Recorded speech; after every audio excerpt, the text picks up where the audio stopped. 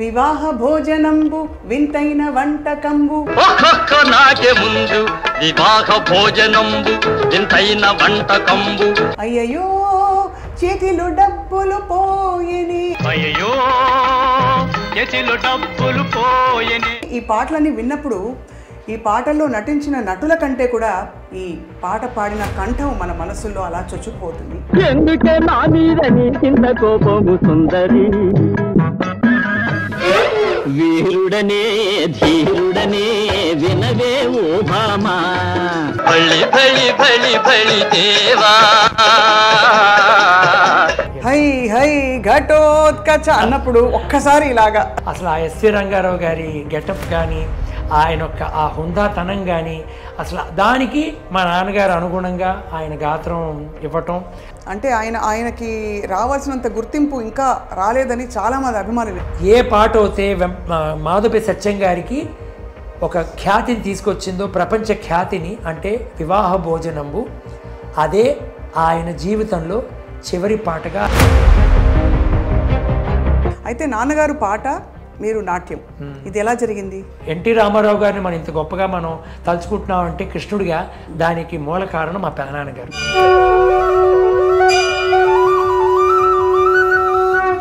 ఈరోజు మనందరం యావత్ ప్రపంచం ఎన్టీ రామారావు గారిని కృష్ణుడు గారిని మనం భావిస్తాం. కంఠంలో నాన్నగారి పాట ఒకటి వినాలని చిన్న కోరిక. స్వర్గమే లేదని చిట్టి పాపను తెచ్చి పెంచుకుంటారు, సంతు కలిగిందంటే చిట్టి పాపాయి గతి శ్రీమతే రామానుజాయన్నమ. ఆయన డే 1 ఫస్ట్ సాంగ్ 1946-47లో రామ్ దాస్ సినిమాలో పాడారు హిందీలో. చాలా బాగా నటించావయ్యా నువ్వు, నేను రామ్ దాస్ అనే సినిమా తీస్తున్నాను, నువ్వు అందులో కబీర్గా వేషం వేయాలి, నీకు 3-4 పాటలు ఉంటాయి అంటే మా నాన్నగారు. అంటే ఆ కళాకారులు అలా బతికిన వాళ్ళు ఈరోజు ఇంత కష్టాల్లో ఉన్నారే, మనం ఏదో ఒకటి చెయ్యాలి అన్న చెప్తుంటే ఎక్కడ పోయారో వీళ్ళందరూ అనిపిస్తుంది. అంటే ఇటువంటి జీవితం ఎంత మారిపోయింది కదా సార్ జీవితం. ఇలా చాలా మంది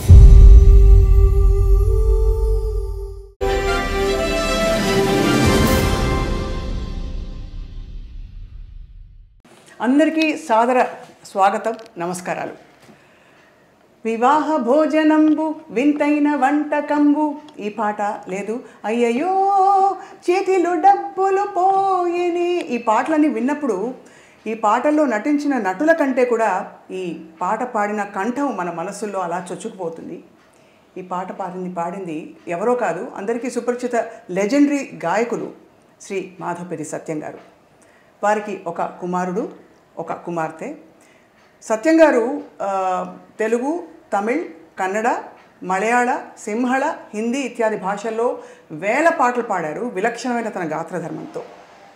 వారు పాడిన పాటలు ఇప్పటికీ కూడా మనకి రియాలిటీ షోస్లో అలా వినిపిస్తూ ఉంటాయి హిట్ పాటలుగా. అంటే మనం అర్థం చేసుకోవచ్చు ఎంత గొప్ప లెజెండ్ ఆయన అని.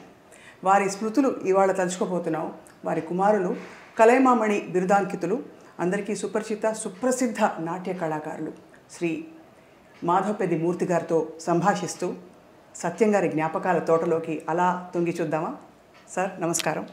నమస్కారం అండి. మీకు పాదాభివందనం. Thank you. And firstly I dream media ప్రేక్షకులందరికీ నా హృదయపూర్వక నమస్కారాలు.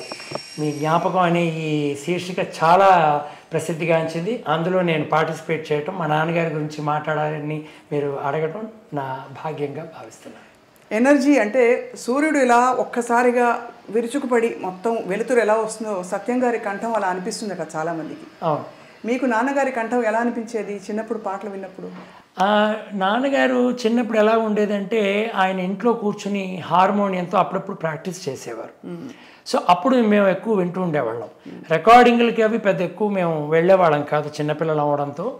ఎప్పుడో 1-2 రికార్డింగ్స్ కూడా నేను కొన్నిటికి వెళ్ళా. నేను బాగా ఆయన అంటే అప్పుడు మనకి అవగాహన ఉండదు అంతగా, చిన్నపిల్లలం కదా, ఈయన అసలు ఎవరికి పాడుతున్నారు ఏమిటి అన్నది మనకు అంతగా తెలియదు.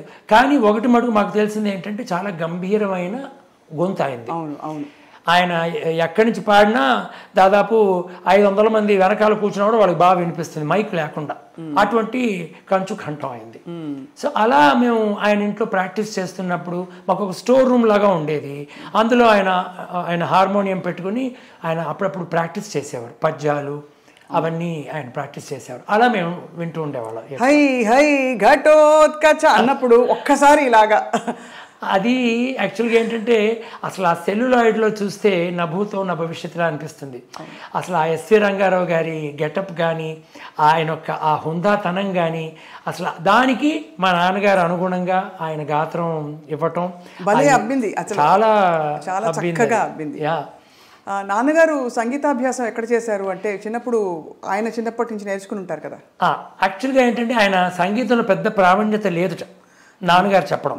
నాన్నగారి ఇన్స్పిరేషన్ ఎవరంటే ఆయన పెదనాన్నగారు మాధవపెద్ది వెంకట్రామయ్య గారు, పెద్ద డ్రామటిస్ట్ ఆయన. అంటే ఆ రోజుల్లో ఉన్న పెద్ద పెద్ద నాటక కళారంగంలో ఉన్న వాళ్ళందరితో ఆయన నాటకాలు వేస్తూ ఉంటే మా నాన్నగారు కూర్చుని చూసేవారు. సో ఆయన పద్యాల యొక్క ఆ ఉచ్చారణ అవన్నీ ఆయన అలవాటు చేసుకుని నాన్నగారు వాటిని రిపీట్ చేసేవారు. సో అలా ఆయన అబ్బింది ఆయనకి. ప్లస్ గొంతు బాగుండేది కనుక. తర్వాత ఆయన నాన్నగారు చెప్పినట్టు కొన్ని నెలల్లో ఏదో కుంజప్ప భాగవతారని ఒక ఆయన దగ్గర కొంచెం సంగీతం నేర్చుకున్నారని అన్నారు నాన్నగారు. అంటే ఫుల్ లెంగ్త్ కాకపోయినా ఒకంతకు, బట్ ఎక్కువ ఆయన స్వయం కృషి. రాగాలు నేర్చుకోవటం కానీ అవన్నీ కూడా ఆయన సొంతగా ఆయన నేర్చుకున్నవి. ఇంత విలక్షణమైన గాయకులకి అంటే ఆయనకి రావాల్సినంత గుర్తింపు ఇంకా రాలేదని చాలామంది అభిమానులు. ఎందుకంటే ఇవాళకి కూడా ఆయన గొంతులోని ప్రత్యేకత ఎవరు అంటే పలికించలేరు, అటువంటి కంఠం మళ్ళీ రాలేదు. మీరేమంటారు? ఆయన తప్పకుండానండి, నేను అందులో మీతో నేను ఏకీభవిస్తున్నాను. మిగతా వాళ్ళని నేను కూడా ఒక ఫ్యాన్గా నేను అనుకునేది ఏంటంటే మా నాన్నగారు సాధించిన దానికి ఆయనకి తగ్గ ఇది రాలేదు. అది ఏ రూపంగానా అవనండి. కానీ ఆయన ఏంటంటే చాలా సింపుల్ మనిషి. ఆయనకి అవార్డులు రివార్డులు వీటి మీద ఆయనకి అసలు ఇంట్రెస్ట్ లేదు. ఆయన ఒకటే అనేవారు, రే నా పాటలు చాలామంది ఎంజాయ్ చేస్తారా, అది చాలు నాకు, అంతేగాని నాకు కలైమామణియో పద్మశ్రీయో ఇవన్నీ నాకు అవసరం లేదురా అని ఆయన ఆ ప్రొఫెషనలిజం నుంచి he was totally different when he was at home. So వాటికి ఆయన ఎప్పుడు పాకులాడలేదు. కానీ ఒక కొడుకుగా నేను ఆయన యొక్క గొప్పతనాన్ని, ఆయన యొక్క విలక్షణమైన ఆ గొంతు దాన్ని ఎలా ఆయన రకరకాలుగా మలిచేవారు.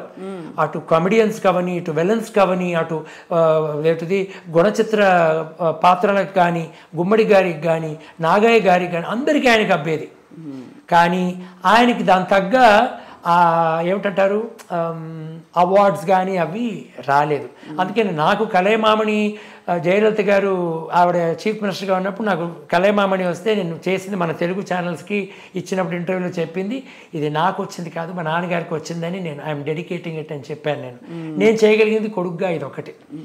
సో తప్పకుండా అంతకంటే మీరు అలా తలుచుకోవడమే చాలా పెద్ద విషయం. ఎందుకంటే మీరు నాట్యాభ్యాసం ఎంత చేశారో అంటే డాన్స్ తెలిసిన వాళ్ళందరికీ కొంచెం కొద్ది గొప్ప తెలుస్తుంది, అర్థమవుతుంది. అయితే నాన్నగారు పాట, మీరు నాట్యం, ఇది ఎలా జరిగింది? మా మాధవపెద్ది ఫ్యామిలీలో చాలామంది, ఇప్పుడు మీకు ఇందాక చెప్పినట్టు మాధవపెద్ది వెంకట్రామయ్య గారు పెద్ద డ్రామటిస్టు. అలాగే కొంతమంది తీసుకొస్తే మా పెదనాన్నగారు మాధవపెద్ది గోఖలే గారు, మా గోఖలే అని వస్తుంది. ఆయనే కళా దర్శకులు. మాయాబజారు, విజయవాహిని వాళ్ళ సినిమాలన్నిటికీ ఆయనే. పౌరాణిక చిత్రాల్లో ఒక్కొక్క క్యారెక్టర్కి ఆ గెటప్ ఎలా ఉండాలి. ఇప్పుడు మనం ఎన్టీ రామారావు గారిని మనం ఇంత గొప్పగా మనం తలుచుకుంటున్నామంటే కృష్ణుడిగా, దానికి మూల కారణం మా పెదనాన్నగారు గోఖలే గారు. ఆయన ఆర్ట్లో ఆయన చిత్రీకరించి ఇలా ఉండాలి కృష్ణుడు అని మాయాబజార్లో చేసింది. అది పెద్ద నాంది అయిపోయి ఈరోజు మనందరం యావత్ ప్రపంచం ఎన్టీ రామారావు గారిని కృష్ణుడు గారిని మనం భావిస్తాం. ఇంకో కృష్ణుడి ఊహించుకోగలుగుతావా అన్న ఛాన్సే లేదు. సో అవన్నీ మా పెదనాన్నగారు చేశారు. ఆయన ఆర్ట్ వర్క్లు కానీ, అందులో సెట్స్ కానీ ఇవన్నీ ఆయన చేసిన వారే. అలాగే చూసుకుంటే మా దాంట్లో చాలామంది సంగీతం పరంగా ఉన్నవాళ్ళు చాలామంది. మా నాన్నగారు గాయకుడు. అలాగే మా పెద్ద పెదనాన్నగారు అబ్బాయి రమేష్, మాధవపెద్ది రమేష్, తను గాయకుడు. వాళ్ళ తమ్ముడు సురేష్ నంది అవార్డు గ్రహీత. సురేష్ మంచి మ్యూజిక్ డైరెక్టరు. మా పిన్ని రమాప్రసాద్ అని ఆవిడ పాడేది తను. అలాగే మా బాబాయ్ అంటే ఆఖరి బాబాయ్ ప్రసాద్ బాబాయ్ అని స్టేట్ బ్యాంక్లో ఉన్న ఆయన రిటైర్ అయిపోయి టీవీ సీరియల్స్ వాటిలో నటించేవారు. వీళ్ళందరికీ ఇంకొక బాబాయ్ ఒక ఆయన మా కజిన్, మా నాన్న కజిన్ రామ్ గోపాల్ అని దీక్ష అనే సినిమాలో బాలనటుడుగా హీరోగా నటించాడు. ఆ రోజులో అది పెద్ద హిట్ అనమాట. ఇలా సినీ రంగంలో మా వాళ్ళు చాలామంది ఉన్నారు, కానీ డాన్స్ రూపంలో ఎవ్వరూ లేరు. అది నాకు అబ్బింది. అది ఒకటి నేను మా నాన్న మా అమ్మకి కూడా నేను ధన్యవాదాలు చెప్పుకోవాలి. కొన్నేళ్ళు వాళ్ళు వద్దనుకున్నారు, ఏమిటి వీటికి డాన్స్ అని. కానీ మా పెదనాన్న గారు గోఖలే గారు, వారి భార్య కామేశ్వరి, మా దొడ్డమ్మే, వీడికి ఏదో కళ వస్తుందిరా, ఏదో డాన్స్ చేస్తున్నాడు, ఏం విడిదే వీడిని ఒకసారి నువ్వు ఇది చేయించవచ్చు కదా అంటే, అప్పుడు నాన్నగారు వెంపటి సత్యం గారు ఇక్కడికి ఒకసారి మా కాలనీ దగ్గర రావటం, మా ఇంటికి పిలవటం. నాన్నగారు ఆయన సినీ పరిశ్రమలో ఉండేవారు.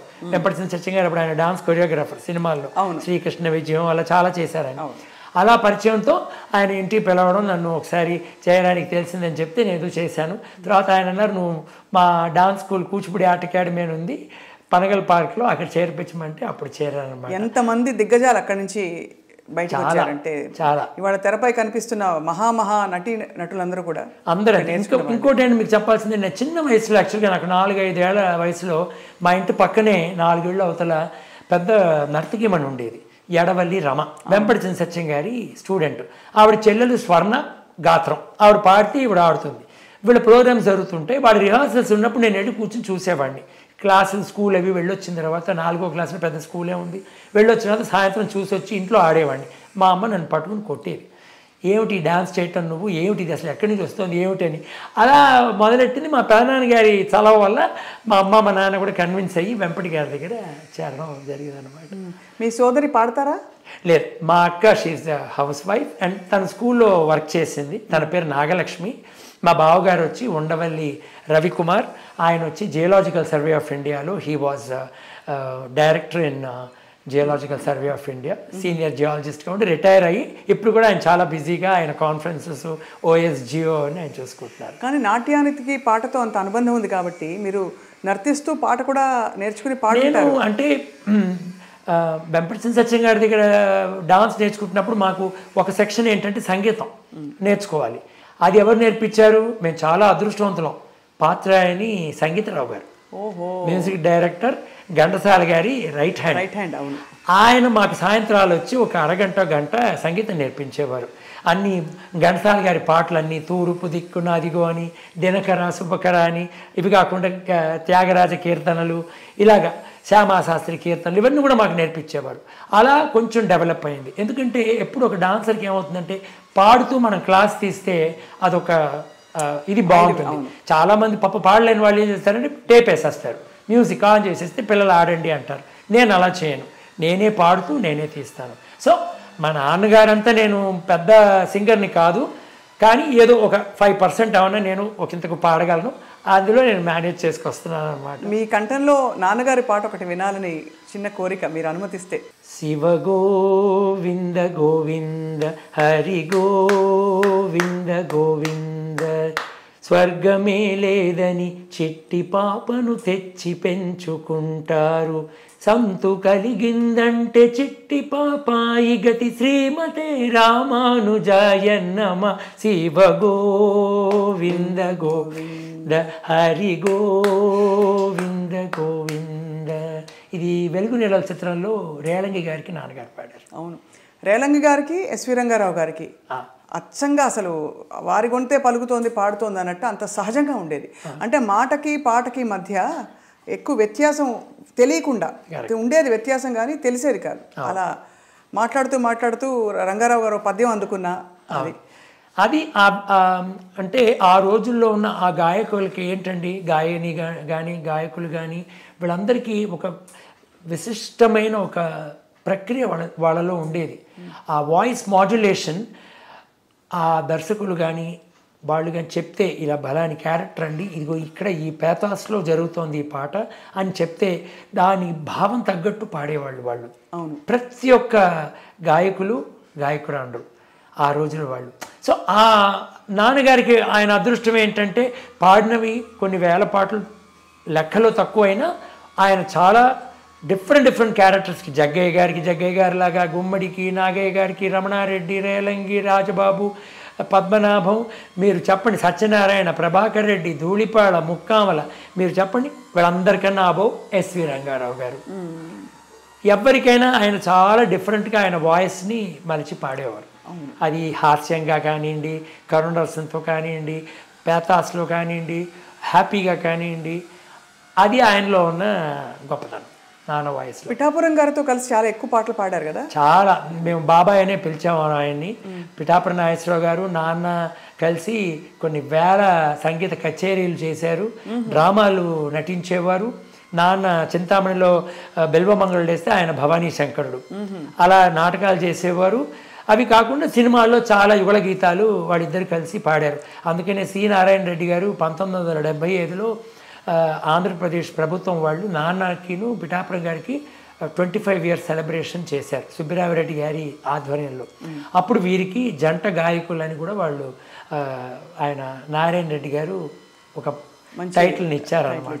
అందుకని వాళ్ళిద్దరూ అన్నదమ్ముల్లాగా అన్యోన్యంగా కలిసిమెలిసి తిరుగుతూ ఉండేవారు, అటు ప్రోగ్రామ్స్లో కానీ ఇటు సింగింగ్లో కానీ. అలాగా ఆ రోజుల్లో వినడం ఏంటంటే కళాకారుల మధ్య పోటీ ఉండేది, కానీ పోటీ ఉన్నా కూడా ఈర్ష్యలు ఎప్పుడు ఉండేవి కాదని చెప్పి. కానీ నాన్నగారి ఒక విశిష్టమైన గాత్రధర్మానికి ఎవరైనా పోటీ వచ్చే ప్రయత్నం జరిగిందా? ఎలా ఉండేవి ఆయన అనుబంధాలు ఘంటసాల మాస్టర్తో కావచ్చు, పెద్ద పెద్ద గాయని గాయకులతో? నాన్నగారు, నేను మీకు ఇందాక చెప్పినట్టు చాలా సింపుల్ హ్యూమన్ బీయింగ్. నేను వరల్డ్లో ఇంతవరకు అటువంటి ఒక మనిషిని నేను చూడలేదు, నేను చూడనేమో. అంటే ఏమీ కోరుకోలేదనా? ఏమీ కోరుకోరు ఆయన. అంత సింపుల్, ఎంత సింపుల్ అంటే ఒక రికార్డింగ్కి లుంగీను జుబ్బా వేసుకుని వెళ్ళి పాడేస్తుంటారు. మేమంటా నాన్న ఏంటి నన్ను లుంగీతో వెళ్తున్నావు అంటే, నాయన నేను పాడడానికి వెళ్తున్నాను, నేను యాక్టింగ్కి వెళ్ళట్లా, నన్ను ఎవరు పట్టించుకుంటారు, నా గాత్రం ఒక ముఖ్యం, కానీ నేను లుంగి వేసుకుపడినానా లేకపోతే నేను పైజామా వేసుకుపడినానా అని చెప్పి ఎవరు పట్టించుకోరు. ఆయన అంత సింపుల్ మనిషి ఆయన.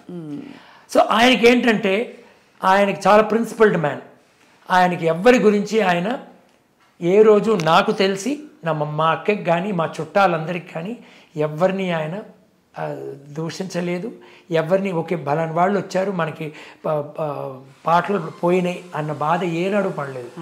వచ్చిన వాళ్ళందరినీ ఆయన చాలా అప్రిషియేట్ చేసేవారు.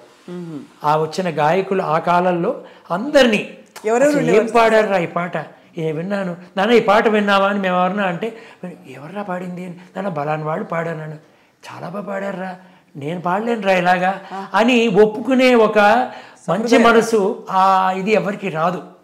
నాకిస్తే నేను పాడతాననే వాళ్ళు ఉన్నారు. అవునవును. ఈయన అలా కాదు, ఒరే నేను ఈ పాట పాడలేనురా, ఏం పాడాడురా, అది ఇలాగా ఆయన ఏనాడు ఎవరిని దూషించలేదు. రెండు, ఆయన డ్యూటీ ఏంటంటే రికార్డింగ్ అయిపోయిందంటే వచ్చి ఆయన మిగతా గాయని గాయకుల గురించి నాకు అంతగా తెలియదు పర్సనల్ విషయాలు.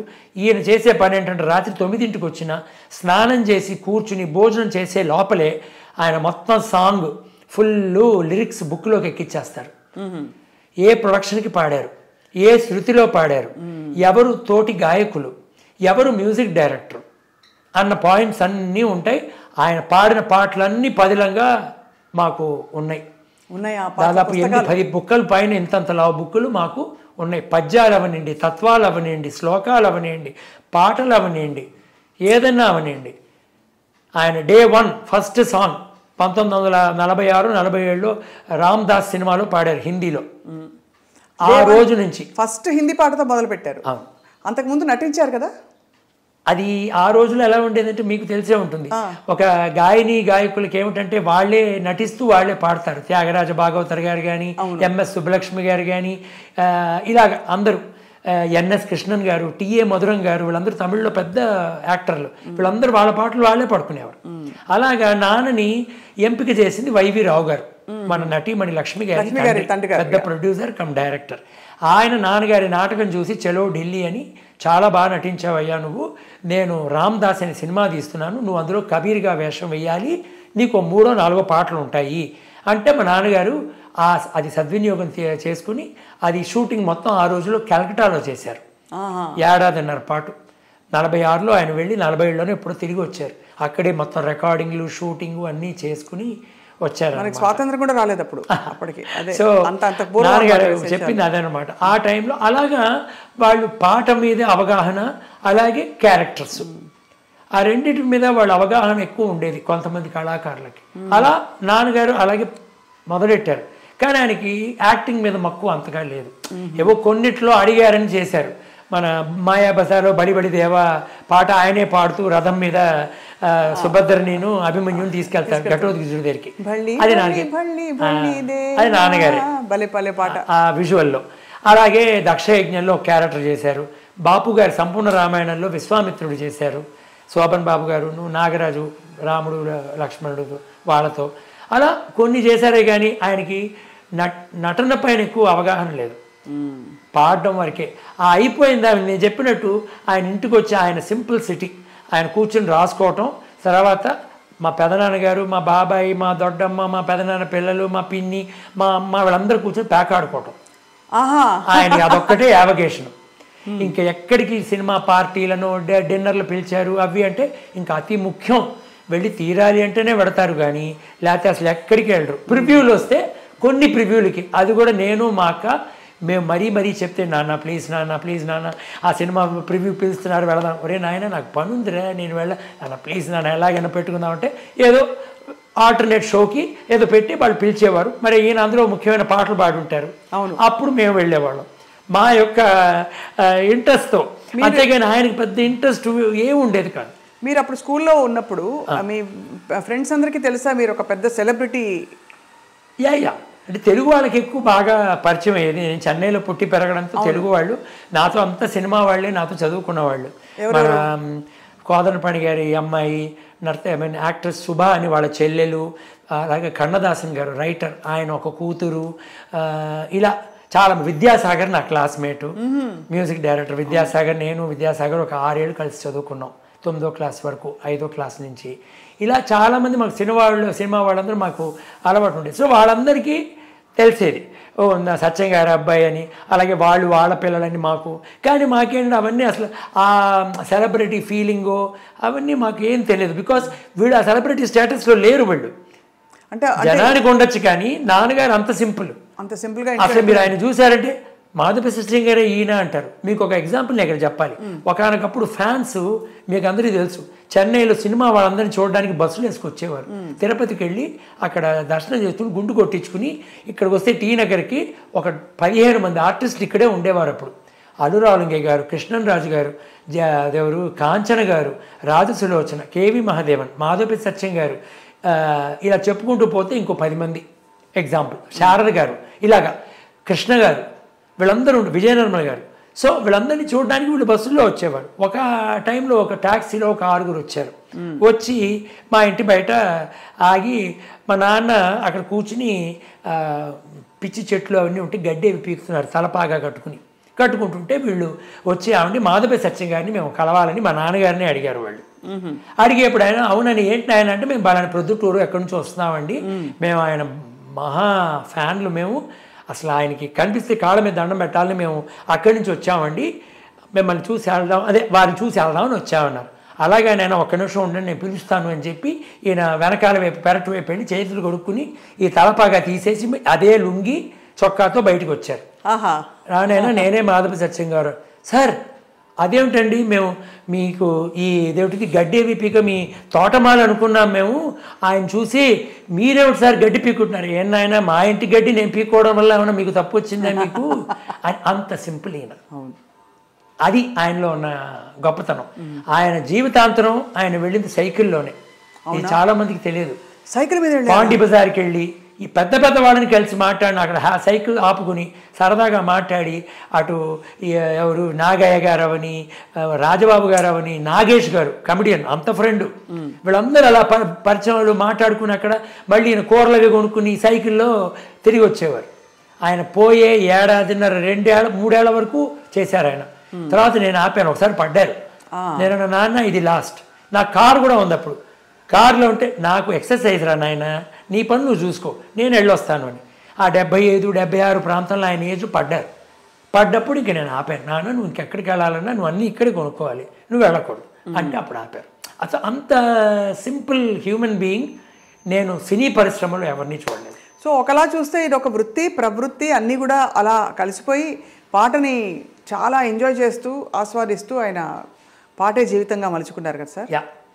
ఇంకొక గొప్ప విషయంలో ఏంటంటే నేను డాన్స్ నేర్చుకుంటూ ఓ పక్కన ప్రోగ్రామ్స్కి వెళుతూ జరుగుతున్న టైంలో నేను 87 ఆ ప్రాంతంలో ఒక ఎయిర్లైన్లో ఉద్యోగంలో చేరా. వాయుదూత్ అని గవర్నమెంట్ ఎయిర్లైన్, అది థర్డ్ ఎయిర్లైన్. ఇప్పుడు మనం ఉడాన్ అవి అంటాం ఆ టైప్లో. ఎయిర్ ఇండియా ఇంటర్నేషనల్ అవుతాయి, ఇండియన్ ఎయిర్లైన్స్ డొమెస్టిక్ అవుతాయి, వాయుదూత్ వచ్చి ఫీడర్ ఎయిర్లైన్. చిన్న చిన్న ఊర్లు, చెన్నై టు హైదరాబాద్, చెన్నై విజయవాడ, చెన్నై రాజమండ్రి, చెన్నై కోయంబత్తూరు ఇలా ఉండే. అందులో నేను ఉద్యోగంలో చేరి 6 ఏళ్ళు నేను అందులో పనిచేసా ఎయిర్పోర్ట్లో. సో ఆ టైంలో నాన్నగారు అప్పటికి ఆల్రెడీ రిటైర్ అయిపోయారు. ఆయన ఆబ్వియస్లీ ఆయన యొక్క ట్రెండ్ అవి మారిపోయినాయి. ఆయన కానీ పాట కచేరీలు వెళ్తూ ఉండేవారు, కొన్ని ముఖ్యమైన డ్రామాలు వెళ్ళేవారు, కానీ ఎక్కువ పాట కచేరీలు వెళ్తూ ఉండేవారు, వచ్చేవారు. ఆయన ఒకరోజు నన్ను వాళ్ళు ఎవరో ట్రాన్స్ఫర్ చేశారు మధురైకి. అప్పుడే నేను కరెక్ట్గా హేమమాలిని గారితో ఆవిడ నూపూర్ సీరియల్కి డాన్స్ చేసి అది పెద్ద హిట్ అవ్వడంతో ఆవిడ నన్ను మీరు నాతో శివుడిగా చేస్తారా మూర్తి అని అడగడం, నేను ఒప్పుకోవటం.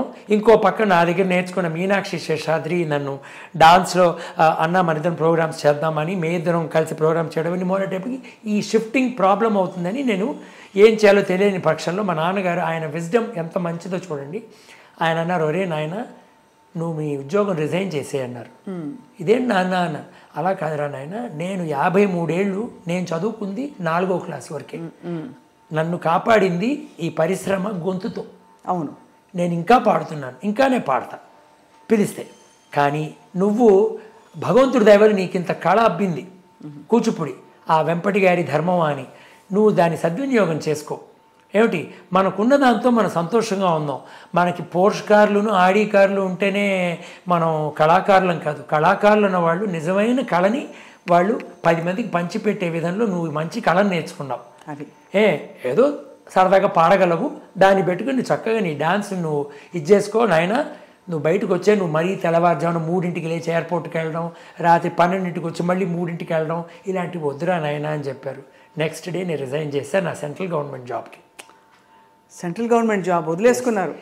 ఎందుకు అంటున్నానంటే ఇది నాన్నగారి యొక్క ఆ విజ్డమ్, ఆయన ఎంత కాన్ఫిడెన్స్ నా మీద ఉంటే ఆ మాట అని ఉంటారు. అప్పటికి నాకు కలైమామని లేదు, ఏమీ లేదు. ఎంత కాన్ఫిడెన్స్ మీ డెడికేషన్కి. నిజంగా ఆయన కరెక్ట్గా గుర్తించి తండ్రిగా మిమ్మల్ని, తండ్రి మనకి మార్గం చూపిస్తారు గురువులాగా అని అంటారు కదా. అంతే. అప్పటికి ఆయన ఆ ప్రోగ్రాంలో మేబీ 1 or 2 నేను ఫుల్ సోలో చేస్తే వెంపటి గారి నటువాంగలో అరంగేట్రం లాగా మాకున్న ఎకనామికల్ స్టేటస్లో మేము ఫుల్ సోలో చేస్తామని ఒక చోటు చేస్తే వెంపటి గారు అందరూ వచ్చి సంగీతరావు గారు వాయించారు, ఈ నటువాంగం చేశారు, నేను చేశాను. అది ఆయన చూశారు. ఆ తర్వాత మేబీ 1 or 2 ప్రోగ్రాములు ఎప్పుడున్నా వస్తే అలా సీట్ ఎండ్లో కూర్చుని ఒక్క ఐటమ్ ఏదో చూస్తారు, ఆ టైపు. అంతేందుకు ఆయన బిజీగా ఉండేవారు ఆయన స్కెడ్యూల్స్తో. కానీ అది ఆయనకి అంత కాన్ఫిడెన్స్ నా మీద, అది పెద్ద విషయం. అమ్మగారు ఎలా ఉండేవారు నాన్నగారి పాటలు వింటూ? మా అమ్మగారు చాలా గర్వించేది, నాన్నగారు ఎంత సాధించారు, ఆయన సతీమణి అని చెప్పి. కానీ ఈయన అంత సింపుల్ అయితే ఆవిడ అంతకన్నా సింపుల్ మా అమ్మగారు. ఆవిడ అసలు ఆ సెలబ్రిటీ స్టేటస్ని ఆవిడ ఏ రోజు కోరుకోలే. నేను మాధవపతి గారి పెళ్ళాం, నాకు ఇది అన్నది మా అమ్మగారికి అలవాట్లేదు. మా ఇంటికి ఎంతోమంది సినిమా వాళ్ళు వచ్చేవారు. మా నాన్నగారితో ప్యాక్ ఆడడానికి సత్యనారాయణ గారు, ప్రభాకర్ రెడ్డి గారు, రాజబాబు గారు, పాలగుమ్మి పద్మరాజు గారు, ఇలాగా ఎంతోమంది వస్తూ ఉండేవారు. అందరికీ మా అమ్మ అంత ప్రేమతో వాళ్ళకి అన్నీ చేసి పెట్టడం అన్నీ చేసేది. ఆ తర్వాత నా డ్యాన్స్ పరంగా చంద్రకళ, శ్రీప్రియ, సీతాపార్థిబన్, ఇంద్రజ, ఎవరు ఇలాగ వీళ్ళందరూ చాలామంది నా దగ్గర, జయలలిత, ఈశ్వరీరావు, వీళ్ళందరూ నా దగ్గర వచ్చి డాన్స్ నేర్చుకునేవారు. వాళ్ళందరికీ కూడా చంద్రకళ గారు అయితే పొద్దున్న వచ్చి, అమ్మ నాకు బాగా ఆకలిస్తుంది, నాకు టైం లేదు ఇంట్లో తినడానికి, వీళ్ళందరూ లేట్గా వస్తారు, నేను తొందరగా వచ్చాను, నాకు ఆకలిస్తుంది అమ్మ అంటే, అమ్మ చంద్రకళ అన్నం మటుకు పడేసాను, పప్పు ఉంది, ఇంకా నేను కూర అవి చేయాలి, నీకు ఆవకాయ కల్పించానని ఆవకాయ కల్పించేస్తుంది మా అమ్మ. అమ్మ అమృతం అమ్మ అని తింటుంది. ఇలాగా ఆ తల్లి వాత్సల్యం అనేది మా అమ్మ వీళ్ళు వాళ్ళని కాదు అందరికీ చూపించేది. మీనాక్షి శేషాద్రి ఇక్కడ స్టార్ హోటల్లో ఉంటున్నా కూడా పొద్దున్న 6:30కి నా దగ్గరికి వచ్చేది డాన్స్ ప్రాక్టీస్కి. అయిపోయిన తర్వాత స్టార్ హోటల్లో వెళ్ళి టిఫిన్ తిందో, అమ్మ ఏం చేసావమ్మా అని, అమ్మ ఇక దోశలు చేశానమ్మా అని, అయితే నేను తినేస్తున్నాను ఇక్కడ అన్నయ్యతో పాటు అని ఇద్దరం కూర్చొని తినేసి అప్పుడు తను వెళ్ళి మేకప్ వేసుకుని షూటింగ్కి వెళ్ళేది. ఇలాగా ఆవిడ వాత్సల్యానికి అసలు అంతు లేదు. ఇంటికి ఎవరు వచ్చినా మా నాన్నగారు మా అమ్మగారు ఒకటే మాకు నేర్పించింది జీవితంలో, ఎవరింటికి వచ్చినా శత్రువు వచ్చినా కూడా మన వంతు సాయం మనం చేద్దాం, ఏముందో ఇంటో పెడదాం అది అన్నది. ఆ రోజుల్లో గొప్పగా బతికి చితికి కష్టాల్లో ఉన్న కొంతమంది కళాకారులు కూడా మా నాన్నని వెతుక్కుని వచ్చేవారు. అన్నయ్య ఇలా మేము కష్టాల్లో ఉన్నామంటే మా నాన్నగారు ఉన్న పరిస్థితులు ఆయన చూసుకుని, అయ్యి అమ్మ ప్రభావతి ఇదిగో ఈ మూట బియ్యం వాళ్ళకి ఇవ్వు, వాళ్ళు పాప కష్టాల్లో ఉన్నారు, నీ చీరలు ఏమున్నాయి చూడు, 4 చీరలు ఇద్దు కానీ, ఇదిగో నావి 2 లుంగీలు షర్టు వాళ్ళ ఆయనకి, అలా ఇచ్చిన రోజులు నేను కళ్ళారా చూశాను నేను. అంటే మాకేదో ఎక్కువ ఉందని కాదు, అంటే ఆ కళాకారులు అలా బతికిన వాళ్ళు ఈరోజు ఇంత కష్టాల్లో ఉన్నారే, మనం ఏదో ఒకటి చెయ్యాలి అన్న గొప్పతనం. చాలా చెప్తుంటే ఎక్కడ పోయారో వీళ్ళందరూ అనిపిస్తుంది. అంటే ఇటువంటి జీవితం ఎంత మారిపోయింది కదా సార్ జీవితం. అసలు గిరిచుంటే సినిమా హిట్ రేలంగి గారితో. కానీ వాళ్ళు దాచుకోలేదా సార్ ఆ టైంలో? అంటే అదే దాచుకోవడం ఇవన్నీ మనకు తెలిసినవి కదండి, మనం ఎన్నో స్టోరీస్ విన్నాం కదా. అంటే అదే అనిపిస్తుంది, అంత వైభవంగా అంత వెలిగిన వారు ఎందుకు కనీస అవసరాలకు ఇబ్బంది పడాల్సిన వాళ్ళని వాళ్ళు చూసుకోలేదా అనిపిస్తుంది. ఇలా చాలామంది, హర్నాథ్ గారు అయితే చాలా తాగి ఇంటికి వచ్చి అన్నయ్య నాకు కొంచెం డబ్బులు బాగానేవారు. ఏ హీరో అంటే ఆ రోజుల్లో హర్నాథ్, నాకు బాగా గుర్తుంది. మా ఇంటికి వచ్చేవారు, గుమ్మని స్మెల్, పాన్, ఇది జరదా. ఈ ఇంట్లో ఎవరు తెలుసా ఉన్నారు చెప్తే మీరు ఆశ్చర్యపోతారు. ఫస్ట్ ఈ ఇల్లు ఓనర్ ఎవరు తెలుసా? పింగళ నాగేంద్రరావు గారు, ఈ ఇంటి ఓనర్. ఇప్పుడు మీరు కూర్చున్న చోట ఆయన, ఇంకా ఆయనకి ఎవరు లేరని ఆయన ఇక్కడి నుంచి వెళ్ళిపోయారు. నాకు మా ఇంటి ముందు వాకింగ్ వెళ్తుండేవారు, మంచి షూ వేసుకుని స్టిక్ పెట్టుకుని, ఎరా రే డింపకాయ అనేవారు నన్ను. ఆయన పలకరించి వెళ్తుండేవారు. ఆయనగా రాసిందంతా.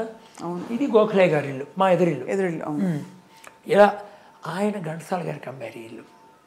ఘంటసాల గారు వచ్చి ఒకసారి మా నాన్నగారు చెప్పారు, ఏమిటో బ్రదర్, సత్యం బ్రదర్, ఇక్కడొక ఇల్లు అక్కడొక ఇల్లు, ఇలా 2-3 ఇల్లు పెట్టుకుంటే ఈ ట్యాక్సులు ఇవన్నీ ప్రాబ్లంగా ఉన్నాయి, అందుకని నేను అమ్మేస్తున్నానంటే ఈ ఫ్రెండ్ వీళ్ళ నాన్నగారు కొన్నారు, సూర్యనారాయణ గారు, నా క్లాస్మేట్ వీడు శ్రీనివాస్, వాళ్ళు కొన్నారు. కానీ మొదట వాళ్ళ వారిది అంటే ఫస్ట్ పింగళ గారిది ఇల్లు, నడయాడిన నేల ఇది. ఇక్కడ ఇదే వీళ్ళేం పెద్ద డిఫరెన్స్ చేంజెస్ ఏం చేయలే, వీళ్ళు పెద్దగా ఏం చేయడం, కొన్ని ఊరికి ఫ్లోర్ ఎక్స్ట్రా కట్టారు కానీ ఇలాగే ఉండేది. ఇందులో కింద అద్దెకి ఎవరు ఉండేవారు? సువర్ణ హీరోయిన్, సుచిత్ర గుర్తుందా మీకు? మరో చరిత్రలో బ్యాంకి పాప అని వస్తుంది, సుచిత్ర అమ్మాయి, తను సుజాత అని చిరంజీవితో కూడా నటించింది. ఇప్పుడు జయం రవి వాళ్ళ అత్తగారు ఇక్కడ కింద అద్దెకు ఉండేవారు. అంతటి మహానుభావులు. ఒక పరిశ్రమ ఆ టైంలో కళాకారులకి విలువ ఉండేది, ఆత్మీయతలు కూడా ఉండేవి కదా. అలా నాకు ఎలాగంటే నేను విలువలు ఎలా చూశానంటే, వాణిశ్రీ లాంటి మహానటి ఆవిడ ఒక సావిత్రి తర్వాత వెలిగిన వెలుగు వేరు ఆవిడది. తర్వాత వీళ్ళందరూ జయసుధ వీళ్ళందరూ కదా. మా నాన్నగారు పోయిన తర్వాత నేను అవార్డ్స్ ఇవ్వడం మొదలెట్టాను. ఇచ్చినప్పుడు ఫస్ట్ వెంపటి గారికి ఆయన భార్యకి నాకు తల్లి తండ్రిలాగా వాళ్ళకి ఇచ్చాం. ఆ తర్వాత ఎంఎస్ విశ్వనాథన్ గారు వాణిశ్రీని అప్రోచ్ చేశాను. చేస్తే ఆవిడ ఒకటే మాట అంది, మా మూర్తి గారు, నేను I don't want to say no, why because I have greatest respect on this earth for one gentlemen, that is your father. You know why? ఎందుకు తెలుసా? చింతామణి నాటకంలో నాన్నగారు నటిస్తుండేవారు, చెప్పా కదా. మనో వాళ్ళ అమ్మ షహీద, ఆవిడ కొన్నిట్లో ఆవిడ చింతామణి. మా నాన్నగారు బెల్వమంగళుడు, ఈయన ఇది సుబ్బిశెట్టిగా నలరామూర్తి గారు, ఆ రోజుల్లో యాక్టర్. కొన్ని పర్టికులర్గా కావాలన్నప్పుడు రేలంగి గారు, ఆయన సుబ్బిశెట్టి. అసలు ఏమిటి ఆ నాటకం అలా ఉండే. నేను చూశాను వెళ్ళి నాన్నగారితో, రేలంగి గారితో నేను ట్రావెల్ చేశాను ట్రైన్లో, అది వేరే విషయం. వెళ్తే ఈవిడ ఒక మాట అంది, నేను చెలికత్త వేషం వేసేదాన్ని, మీ నాన్నగారిది ఏంటో. మా నాన్నగారు నాకు చెప్పారు, రత్నకుమారి అని అమ్మాయిరా, చాలా బాగుండేది, నల్లగా ఉండేది, తేనాంపేట దగ్గర గుడిసెల్లో ఉంటుంటే మేము వెళ్ళి పికప్ చేసుకుని వెళ్ళేవాళ్ళం స్టేషన్కి. ఆ రోజులు ఎవరికి కార్లు ఉండేవి కావుగా, ట్యాక్సీలో అలాగా. అప్పుడు నేను అంటుండేవాడిని, అమ్మ రత్నకుమారి నువ్వు పెద్ద స్టార్ అవుతావు అంటే, ఏమిటానండి మీరు ఇలా అంటున్నారు, ఏమీ లేదండి చాలా కష్టపడుతున్నాను, ఎక్కడ ఏమీ ఆపర్చునిటీ లేవు. లేదమ్మా నీకు ఆ వర్చస్సు కనిపిస్తుంది, నువ్వు పెద్ద స్టార్ అయిపోతావు చూడు అని అలా అంటుండేవట మా నాన్నగారు మాటిమాటికి. మీ నాన్నగారు అన్న మాట నిజమైందండి నా జీవితం. నేను ఈరోజు తిరుగులేని ఒక హీరోయిన్ అయ్యా నేను. అందుకని నేను తప్పకుండా తీసుకున్నాను. లేకపోతే నేను తీసుకునేదల్లా రఘుపతి వెంకయ్య గారు అవార్డు, మహానటి సావిత్రి గారు అవార్డు తప్ప నేను సాధ్యంత వరకు అవార్డ్స్ ఎక్కువ తీసుకోను. కానీ నేను అన్నాను, ఇది మా అమ్మగారు అవార్డు మీకు ఇస్తున్నామండి అంటే, నాన్నగారు అమ్మగారైనా నాకు పర్వాలేదు, మా అమ్మగారు ఇస్తున్నారో నేను తీసుకుంటాను. ఇదే వేరెవరిదైనా వాళ్ళు వచ్చి నన్ను అప్రోచ్ చేస్తే నేను ఒప్పుకోనని చెప్పి తీసుకుంటాను. అది నాన్నగారి యొక్క ఇది. మరి అంతటి ఆత్మీయతల తర్వాత ఆ తర్వాత తరంగా మీరు ఈ కొత్త ప్రపంచానికి ఎలా మెల్లిమెల్లిగా అలవాటు పడుతున్నారు అంటే ఇక్కడ ప్రపంచం ఏదో అయిపోయిందని కాదు, కానీ ఈ బంధాలు ఈ అంటే ఇటువంటి ఒక ఆత్మీయతలు కనిపించవు ఇప్పుడు అన్నది వాస్తవమా, ఒప్పుకుంటారా? తప్పకుండా. నాన్నగారు ఉన్నాయేమో కానీ నేను అంటే మనం పర్సనల్గా వాళ్ళతో ఇంట్రాక్షన్స్ తక్కువ. ఇప్పుడున్న కళాకారులు కానీ నటీమణులు కానీ వాళ్ళతో మనకి పెద్ద ఇది లేదు. ఎస్, కొంతమంది నాతో కొంచెం ఒక 10 ఏళ్ల క్రితం హీరోయిన్లుగా ఉన్న వాళ్ళందరూ కూడా నాతో కాంటాక్ట్లోనే ఉన్నారు. అటు మంచు భార్గవి, ప్రభ, వీళ్ళందరూ. అదెవరు, రమ్యాకృష్ణ నాతో పర్ఫామ్ చేసింది ఒకే ప్రోగ్రామ్ కూచిపూడి. వాళ్ళ అమ్మగారు అడిగారని నాతో మంచి ఫైల్లో హీరోయిన్గా ఉన్నప్పుడు నాతో పర్ఫామ్ చేసింది. ఇంద్రజ, వీళ్ళందరూ మనతో.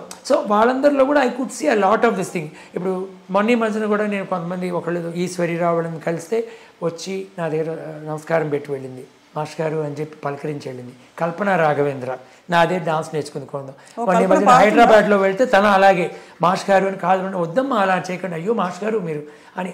ఇది ఆప్యాయతలు ఇంకా ఉన్నాయి, నేను లేదని చెప్పను. కానీ ఆ రోజుల్లో గోల్డెన్ ఎరాలో మన గోల్డెన్ సినిమా టైంలో ఉన్న ఆ యొక్క ఇవి తగ్గిందని నాకు అసలు తీరికే లేదు. తీరిక లేకుండా everybody is busy in their own running field. around in different directors. And yeah, there's a lot of now ఏమిటంటే make hay while sun shines. అంతే. మీరు దీపం ఉండగా ఇల్లు చక్కదిద్ద పెట్టుకోవాలని మన సామెత మనకే ఉంది.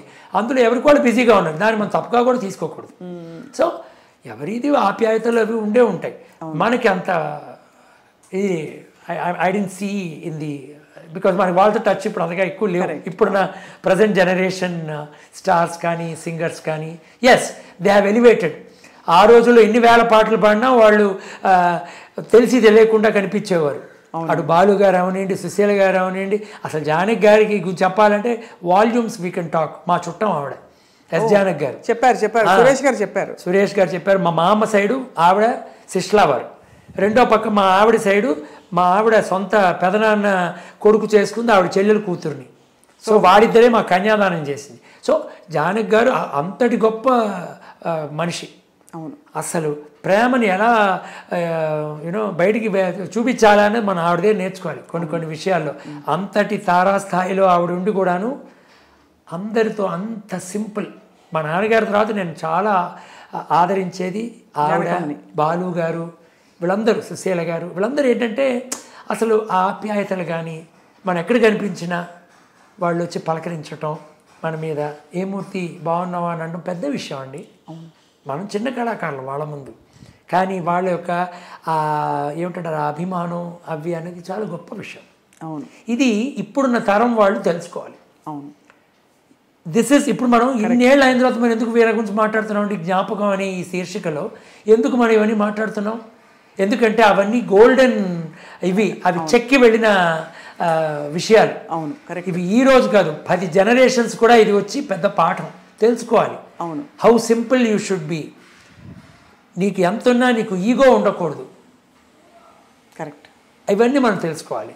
అటువంటి ఇది చాలా ముఖ్యం. ఇప్పుడు నాన్నగారు చాలామంది పాటలు విని భలే పాడారు అన్నారు కదా, ఆయనకి నచ్చిన గాయకులు ఎవరైనా ఉన్నారా? చాలా.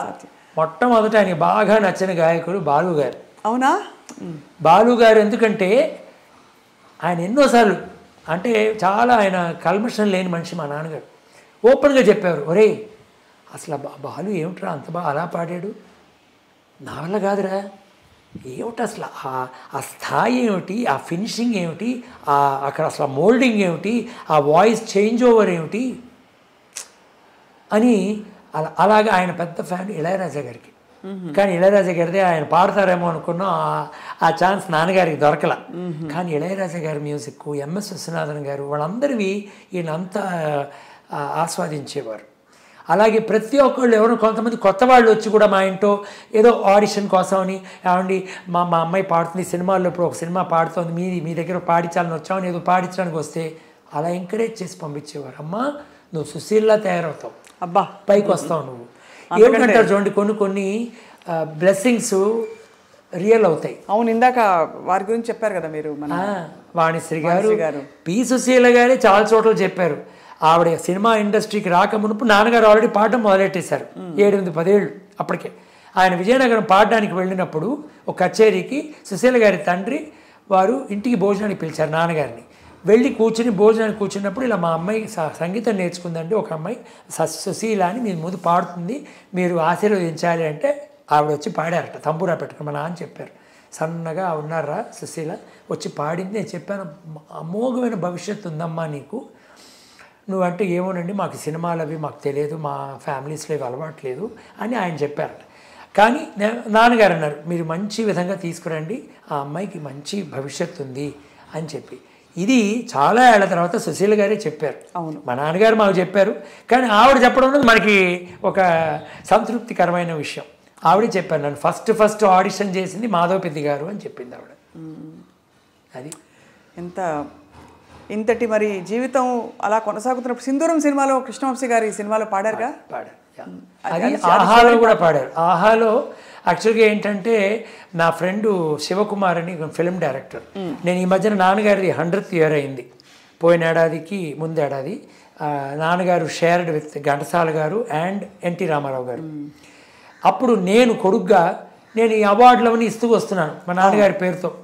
వెంపటి గారికి ఇచ్చాను మా నాన్న పేరుతో, మా అమ్మగారి పేరుకి, వాళ్ళ ఆవిడకి, మా ఎంఎస్ విశ్వనాథన్ గారు, వాణిశ్రీ గారికి, అలాగే పిబి శ్రీనివాస్ గారు, ఇందిరా దత్ గారికి, సుశీల గారు, అంజలి గారికి, అదెవరు ఎస్ జానక్ గారు, రాజ సులోచన గారికి, కె విశ్వనాథ్ గారు, వాణి జయరాం, ఎస్పిబి గారు, లక్ష్మి గారు, విద్యాసాగరు, కాంచన, అదెవరు సింగీతం శ్రీనివాసరావు గారు, మంజు భార్గవి, మా కజిన్ మాధవపెద్ది సురేష్, ఎస్పి శైలజ, ఇలా మేము చాలా ఈవెంట్స్ చేశాను. అబ్బా, ఇవన్నీ పక్కన పెట్టినా కూడాను మా నాన్నగారి పాయింట్ ఆఫ్ వ్యూలో ఆయనకి నేను ఇవన్నీ చేస్తున్నాను అనేది ఒక పక్క. ఈ 100th ఇయర్ అన్నది నేను తీసుకుని నేను ఎందుకు ఇవి చేశానంటే, ఎవరు ప్రైవేట్ ఆర్గనైజేషన్లు కానీ ఎవరు కూడా నాన్నగారి శత జయంతి ఉత్సవాలు జరపల. ఓన్లీ మా నాన్నగారిలాగా పాడతారు చింతలపాడి సురేష్ గారు. అవును, ఆయన త్యాగరాయ గాన సభలోను ఇది ఒకటి రవీంద్ర భారతిలో చేశారు, నేను వెళ్ళాను దానికి ముఖ్య అతిథిగా. అలాగా నేనేం చేశానంటే, నేను అమెరికాకి ఫ్రీక్వెంట్గా వెళుతూ ఉంటాను. నేను అక్కడ ఒక 7-8 సిటీస్లో నేను ఎంతమంది వీలుంటే వాళ్ళని పిలిచి చేశాను, నాకు సంతృప్తి. కానీ నాకు ఇంకా చెన్నై, హైదరాబాద్ లాంటి మహానగరాల్లో ఆయన యొక్క శత జయంతి ఉత్సవం చేయాలని ఇంకా ఉంది. కానీ అది ఆ కోరిక ఎప్పుడు తీరుతుందో నాకు తెలియదు. అతి త్వరలో అని ఆశిస్తున్నాం. నాన్నగారి చివరి క్షణాల్లో ఆ రోజుల్లో బాగా ఆయన ఇంటరాక్ట్ అయ్యేవారా మీతోటి? చాలా చాలా అయ్యేవారు. ఇన్ఫ్యాక్ట్ నేను ఈ సత్య జయంతి దగ్గర ఒక పాయింట్ చెప్తూ నేను యాక్చువల్లీ డైవర్టెడ్. మా ఫ్రెండ్ శివకుమారి, ఆయన నేషనల్ అవార్డు విన్నర్ తమిళ్లో షార్ట్ ఫిల్మ్స్లో. ఆయన ఈ సత్య జయంతి కోసం అని మా నాన్నగారి యొక్క డాక్యుమెంటరీని తయారు చేశారు. అబ్బా, అది ఒక అరగంట ఉంటుంది, అందులో 10 నిమిషాలు 12 నిమిషాలు. కొంతమంది నాకు బాగా క్లోజ్గా ఉన్నవారు, అది 1.5 year బ్యాకే చేశాను నేను. అందులో కొంతమంది ముఖ్యమైన వాళ్ళు మాట్లాడారు. అది కాకుండా తను ఎంత బ్యూటిఫుల్గా కంపైల్ చేశాడంటే అది నేను చెప్పలేను, చెప్పకూడదు, అది మీరు చూడాలి తర్వాత ఫ్యూచర్లో. మన హైదరాబాద్లో కానీ అవి ఉన్నప్పుడు నేను మిమ్మల్ని ఇన్వైట్ చేస్తాను, మీరు చూడాలి తప్పకుండా. అందులో తను ఎలా ఎండ్ చేశాడంటే, ఏ పాట అయితే మాధవపెద్ది సత్యం గారికి ఒక ఖ్యాతిని తీసుకొచ్చిందో, ప్రపంచ ఖ్యాతిని, అంటే వివాహ భోజనంబు, అదే ఆయన జీవితంలో చివరి పాటగా ఆయన రికార్డ్ చేశారు. ఈ విషయం మీకు తెలుసా? అబ్బా, ఆహా అనే చిత్రంలో చంద్రమోహన్ గారు వీళ్ళందరూ ఒక అంతాక్షరి జరుగుతుంది ఒక చోట, జయసుధ, ఆ హీరో వీళ్ళందరూ. అక్కడ ఆ అంతాక్షరిలో చంద్రమోహన్ గారు వివాహ భోజనము పల్లవి మటుకు పాడతారు. అది నాన్నగారి చేత పాడించారు ఆ music director. That was almost the last recording he has done అన్నది హీ బ్యూటిఫుల్లీ బ్రాట్ అవుట్. నాన్నగారి గురించి అసలు అతనికి తెలియదు. He only came to know with information from me. Then అక్కడి నుంచి అవి కావాలి, ఇవి కావాలి, నాకు బుక్స్ కావాలి, అన్నీ ఎందుకు నన్ను బుక్లు అడుగుతున్నాడు అని అనుకుంటే అవి నేను హైదరాబాద్లో చోట పెట్టుంచాను డిజిటలైజేషన్కి. అవన్నీ తెప్పించి అవన్నీ విజువల్స్ తీసుకుని, అది అస్సలు ఇట్ ఈస్ మైండ్ బ్లోయింగ్. ఆ డాక్యుమెంటరీ చూస్తే చప్పట్లు కొట్టకుండా ఎవరు ఉండరు, మధ్యలో కూడా కొడతారు అలా. సో నేను చేయగలిగింది కొడుగ్గా ఆయనకి ఇవే. చాలా గొప్ప స్మృతులని మీరు తిరగదోడుతున్నారు. మళ్ళీ వాటితో పాటు మీరు కొనసాగిస్తున్న కొన్ని మౌలిక విలువలు అవి మాత్రం చాలా అంటే కళల పట్ల మీకుండే అంకిత భావం, ఎంతమంది చాకులు లాంటి విద్యార్థుల్ని మీరు తయారు చేశారు మాస్టర్. నిజంగా నాన్నగారు మీ నాట్యం చూసి చాలా సంతోషపడ్డారని చెప్పారు, ఆయన చాలా ప్రోత్సహించారు, మిమ్మల్ని ప్రొఫెషన్గా ఎంచుకోమని చెప్పారు. ఫైనల్ డేస్లో what was his biggest contribution to you అంటే యాజ్ మోల్డింగ్ యువర్ పర్సనాలిటీ అండి? ఒకటి, నాన్నగారు నేను మంచి వయసులో ఉన్నప్పుడే ఆయన ఏమన్నారంటే, ఒరే నాయన నీకు డాన్స్ కూడా వచ్చింది కదా, నేను కొంతమంది ప్రొడ్యూసర్ దగ్గర తీసుకెళ్తాను, నువ్వు ఏమైనా నటిస్తానంటే ఒక క్యారెక్టర్, మంచి క్యారెక్టర్, హీరోకి సెకండ్ హీరోను ఏదో అంటే నన్ను అడిగారు. నేను తీసుకెళ్ళినా, నువ్వు చదువు ఒకంతకు చదువుకున్నావు, డాన్స్ వచ్చింది నీకు, నువ్వు కళల సైడ్ ఉన్నావు కనుక మనం సినీ పరిశ్రమలో ఉన్న వాళ్ళమే, నేను ఇన్నేళ్ళు ఉంటున్నాను, నేను తీసుకెళ్తాను నేను అన్నారు. అప్పుడు నాకు అనిపించింది ఏంటంటే, ఈయన అప్పటికే రిటైర్ అయిపోయారు నాన్నగారు. సో ఈయన వెళ్ళి ఒక్కొక్క కంపెనీకి ఎక్కి దిగి, ఏమండి నేను మాధవి సత్యం గారిని వచ్చాను అంటే అప్పటికి ట్రెండ్ మారిపోయింది, కొత్త కొత్త వాళ్ళు వచ్చారు, చిన్నవాళ్ళు పెద్దవాళ్ళు అయిపోయారు. అప్పుడు వాళ్ళకి నాన్నగారు తెలుసుంటారో లేదో, ఈయన ఇంత పేరు ప్రఖ్యాతి ఉండి ఇంత ఇది ఉన్నవారు వెళ్ళి అక్కడ వాళ్ళు, సార్ ఇంకా మా డైరెక్టర్ రాలేదు, ఓ 2 hours పడుతుంది కూర్చోండి సార్ మీరు అంటే, అది నేను కొడుగ్గా I don't want to see that. నేను అన్నాను, వద్దు నాన్న, నాకు ఎక్కడ ఆపర్చునిటీలు వస్తే నేను చేస్తాను. నేను కొన్ని సీరియల్స్లో చేశాను, స్వరాభిషేకం విశ్వనాథ్ గారి సినిమాలో ఆయన నన్ను డాన్స్ చేయమన్నారు సరదాగా, అక్కడ చేశాను. కొన్ని తమిళ సీరియల్స్లో నటించాను. శ్రీప్రియ డైరెక్ట్ చేసిన విక్రమాదిత్యన్ అని, అది తెలుగులో కూడా అనువదించి వచ్చింది అప్పుడు జెమినీలో, తమిళ్లో సన్ టీవీలో వచ్చింది. వాటిలో 60 ఎపిసోడ్లు చేశాను శివుడుగా.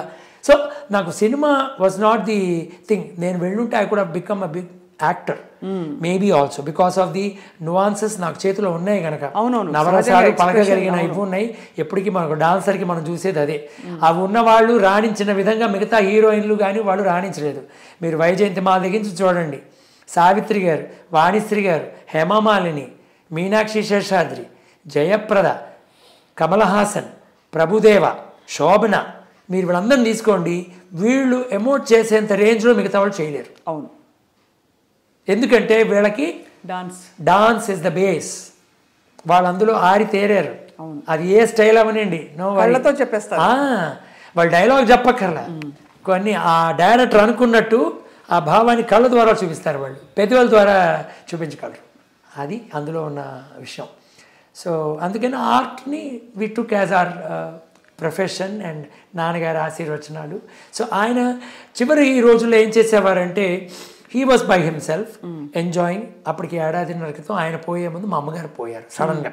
నేను అమెరికా నుంచి దిగిన గంటలో ఆవిడ పోయారు. దాంతో ఆయన యొక్క లైఫ్ బికేమ్ లిటిల్ సాఫ్ట్.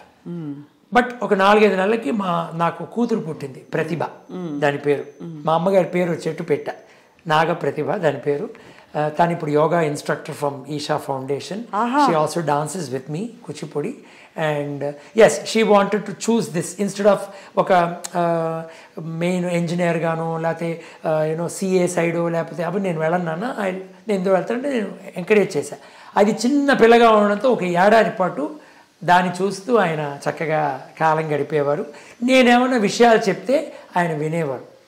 ఆయన ఒక 28 రోజులు హాస్పిటల్లో ఉన్నప్పుడు నేను చాలా బిజీగా అప్పుడు తిరుగుతున్నాను. హేమమాలిని గారితో ప్రోగ్రాంలు, కె రాఘవేంద్రరావు గారు పిలిచి, మూర్తి గారు మీరు మంజునాథ సినిమాకి మాకు ఒక సాంగ్కి కొరియోగ్రాఫ్ చేయాలి, చిరంజీవి గారు, మీనా గారు వాళ్ళిద్దరు శివుడు పార్వతి చేస్తున్నారు, తాండవం మీరే చేయాలి అంటే వాటి డిస్కషన్స్ అని వెళ్ళడం, ఇవన్నీ జరగడం. అలాగే పునీత్ ఎస్ఆర్ డైరెక్షన్లో హేమమాలిని గారు పెద్ద సీరియల్ ఆవిడ జయమాతాకి అని చేస్తోంది స్టార్ ప్లస్కి. అప్పుడు నన్ను ఆ శివుడుగా చేసే అతను డాన్స్ చేయలేడంటే ఆవిడ, అదేమిటంటే మీరు శివుడిని సెలెక్ట్ చేసిన అతను డాన్స్ చేయలేకపోతే, నేను I want to perform because I'm a dancer and I want Shiva to dance అంటే అప్పుడు ఆవిడ నన్ను ప్రాక్సీగా పెట్టి ఆ షూట్ వేరే పెట్టుకున్నాం. ఇవన్నీ మా నాన్నగారు హాస్పిటల్లో ఉండగా చేసాం. ఆ టైంలో నాన్నగారు మెల్లిగా డిటీరియరేట్ అయ్యి కరెక్ట్గా December 18 పోయారు. 19 ఆయన దహన కార్యక్రమం చేసి 20 పొద్దున ఫ్లైట్లో నేను బెంగళూరు వెళ్ళి చిరంజీవి గారి షూటింగ్కి దిగాను నేను.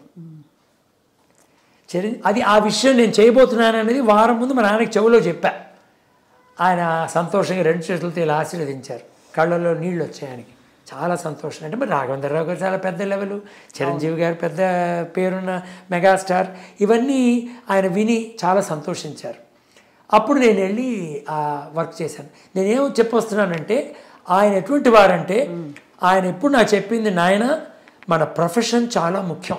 అవును, మన కళలు మనకి ఒకసారి తలుపు తడతారు, తట్టినప్పుడు మనం తలుపులు తీయకపోతే తర్వాత అరగంట తర్వాత మనం తలుపు తీస్తే వాళ్ళు వెళ్ళిపోతారు.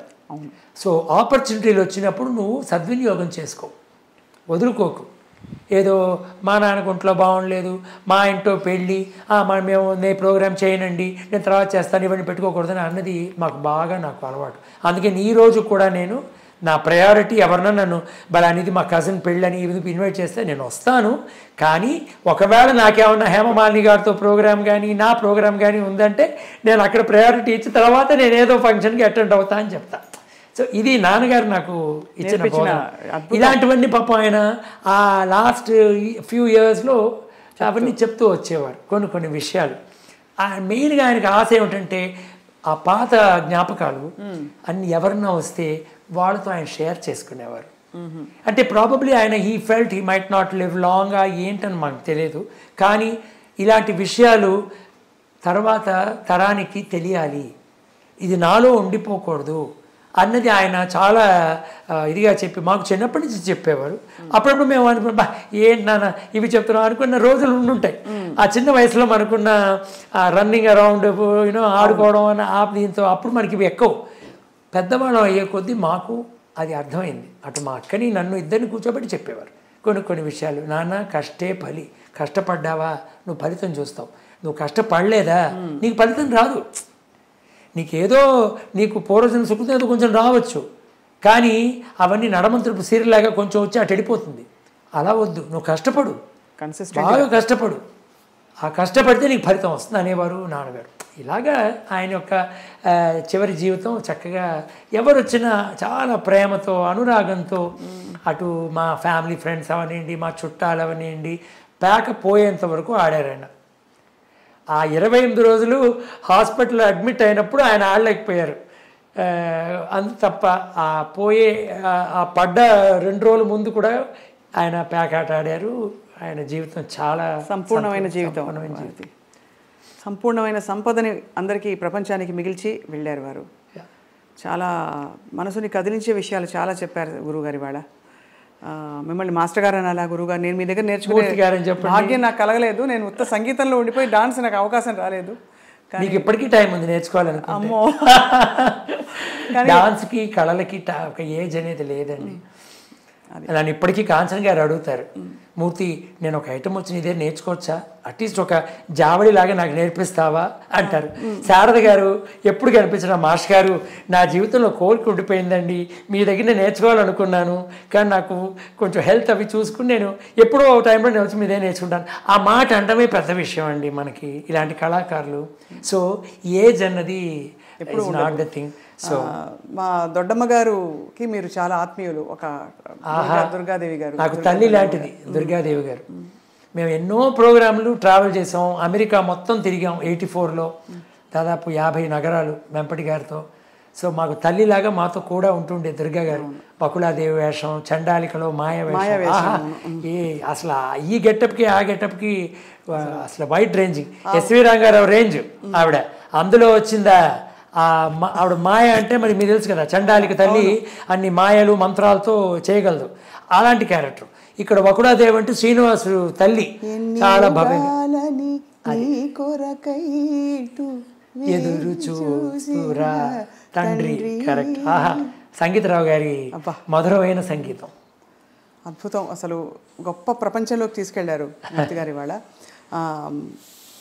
ఫైనలీ అఫ్ కోర్స్ నాన్నగారిని మీరు చాలా మనసులో గుండెలో మిస్ అవుతారు కదా, ఎందుకంటే నాన్నే సెలబ్రిటీ అయినా ఎటువంటి మహానుభావులైనా మనకి మాత్రం ఇంట్లో నాన్న. నాకు మా అమ్మ నాన్న they are always my what you say well wishers అవనండి, they are my my it's a fantastic feel. అది ఒక మనం కొడుగ్గా నేను చెప్పలేను. ప్రతిదీ I get inspired by him. ఆయన చేసిన విషయాలన్నీ నేను ఇప్పుడు ఫాలో చేస్తున్నాను. Trying to be simple, trying to help people. Baba గారు అన్నట్టు that the love all serve all అని అన్నారు. మనం చేయగలిగిన చేయున్నతులు మనం 10 మందికి ఇద్దాం. అది కళ రూపంలో అవనివ్వండి, వేరే ఏమన్నా ఫినాన్షియల్గా అవనివ్వండి, లేదు ఉద్యోగం ఇప్పించడమా, లేకపోతే వాళ్ళకి ఏమన్నా కన్సల్టేషన్లో స్పీచ్లు ఇవ్వటమా, అన్నీ I love to do all such things. ఇవన్నీ నేను నేర్చుకుంది నాన్నగారి దగ్గర నుంచే. So I take him. మా గురువు గారు వెంపటి సత్యం గారు, అలాగే మహానటి హేమమాలిని గారు, ఆవిడతో నేను 32 ఏళ్ళగా డాన్స్ చేస్తున్నాను, మీ అందరికీ తెలిసింది. ఆవిడ అద్భుతమైన నర్తకిమణి కదా. అంటే మేము చూసాం తెర మీద, కానీ వెనక మీకు ఆవిడ సాధన అది మీకే తెలుసు. చాలా నేను 32 ఏళ్ళగా ఆవిడతో చేస్తున్నాను. ఆవిడ ఆ బిహేవియర్ ప్యాటర్న్, మనుషులతో కళాకారులతో ఎలా ఉండాలి, ఎలా రెస్పెక్ట్ ఇవ్వాలి, ముందు అసలు కొనసాగించడమే గొప్ప విషయం, పెద్ద విషయం. ఆవిడకున్న బిజీ స్కెడ్యూల్కి ఆవిడ ఒక ఎంపీగా ఉండి పెద్ద స్టారు, ఇంకా యాక్ట్ చేయటం, dream girl, family, direction, author, she's a singer, she's an editor, you name it, she's in that. కానీ above all she's a wonderful human being. అది ఆవిడతో మనం ప్రయాణిస్తున్నప్పుడే మనకు తెలుస్తుంది, ప్రయాణించి లేని వాళ్ళకి అది తెలియదు. సో ఆవిడ దగ్గర నేను చాలా కూడా నేర్చుకున్నాను. I love learning things. బుక్లీ నాలెడ్జ్ నాకు అంత అలవాట్లేదు. I'm not a avid book reader also, but I love learning from people's good will. అది చిన్నపిల్లలు అవనివ్వండి, పెద్దవాళ్ళు అవనివ్వండి, వాళ్ళు ఏమి పనికిరాని వాళ్ళు అవనివ్వండి, కానీ వాళ్ళలో ఒక మంచితనాన్ని నేను I try to learn, because that's how I learn from my father. చాలా మనసు నిండిపోయింది మూర్తి గారి వాళ్ళ మీరు పంచుకున్న విశేషాలతో. మీకు మరోసారి ప్రణామాలు, నమస్కారాలు. నాన్నగారిని తలుచుకుంటూ నాన్నగారికి పాదాభివందనాలు చెప్తూ ఈ అమూల్యమైన సమయాన్ని కేటాయించినందుకు ఐ డ్రీమ్కి ధన్యవాదాలు. మీ ఐ డ్రీమ్ మీడియా ప్రేక్షకులందరూ లక్షల్లో ఉన్నారు. అది ఇంకా కోట్ల కింద అవ్వాలి. ఆ ప్రేక్షకులందరూ ఎంతో ఆదరిస్తారు మీ ఛానల్ని. అటువంటి ఆ ప్రేక్షకులందరికీ నా హృదయపూర్వక ధన్యవాదాలు. నాకు ఈ అవకాశం ఇచ్చిన ఐ డ్రీమ్ మీడియా ఎంటైర్ యూనిట్కి నా హృదయపూర్వక ధన్యవాదాలు. Thank you sir.